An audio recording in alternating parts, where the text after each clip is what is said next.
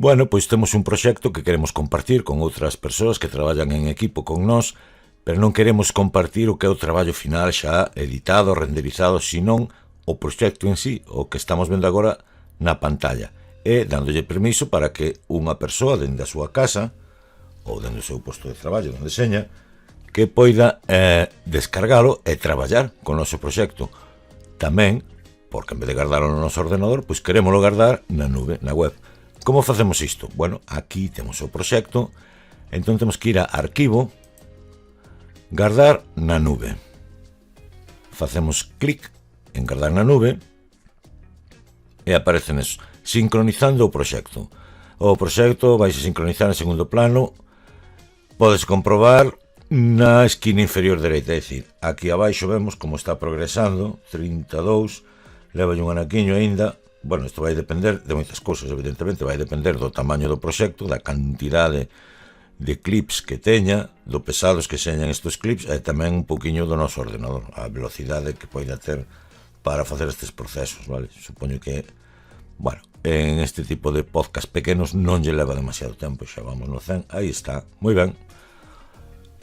Damos a continuar. E agora di, éxito, todos os cambios actualizáronse na nube. Podes xestionar este arquivo dentro da páxina. Como facemos? Moi ben. Damos ya feito e vai nos abrir a nosa páxina. Previamente eu teño aberta unha conta, vostedes que darvos de alta a primeira vez. Vou facer unha cousa, vou pechar o Audacity. E aquí estamos. Bueno, pois aquí está o meu traballo. Octubre, Marexeo 1, por Mano Ruiz, privado, bueno. Si damos a xerar audio previo, que vai facer renderizar, nós non queremos facelo aquí. Si damos aquí a Open in Audacity, cando entremos na nosa conta desde onde esteamos, se estamos hoxe na casa, mañán no traballo, pasado mañán de viaxe, pois podemos entrar aquí na nosa conta de audio.com e se do Open Audacity, mirade, aí vai. Aquí está o proxecto, tal cual, entón eu podría traballar o proxecto tanto na miña casa como fora da miña casa. Ben, vou no pechar. Que máis podemos facer? Invitar a alguén. Eu dou aquí a invite to view, e entón aquí vou escribir un nome dunha persoa que eu coñezo, Xacobo Aula Clip de Toro Cacharro, vale? Doulle aquí. Que estou facendo? Pois enviada a invitación, estou invitando a Xacobo a que desde a súa casa poida descargar este proxecto e traballar nel. Vale? Ou podo copiar o link.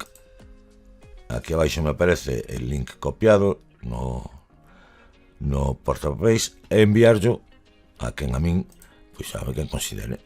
E logo podemos aquí mirar detalles, colaboradores, podemos editalo, comentarios, podemos editalo e actividade creador do proxecto. Vale. Entón, isto é para subir un proxecto. Que ocorre cando queremos subir só un podcast? E que ademais, pois que se compartilo nun repositorio como poida ser Spotify. Vémolo no seguinte vídeo. Saúdos.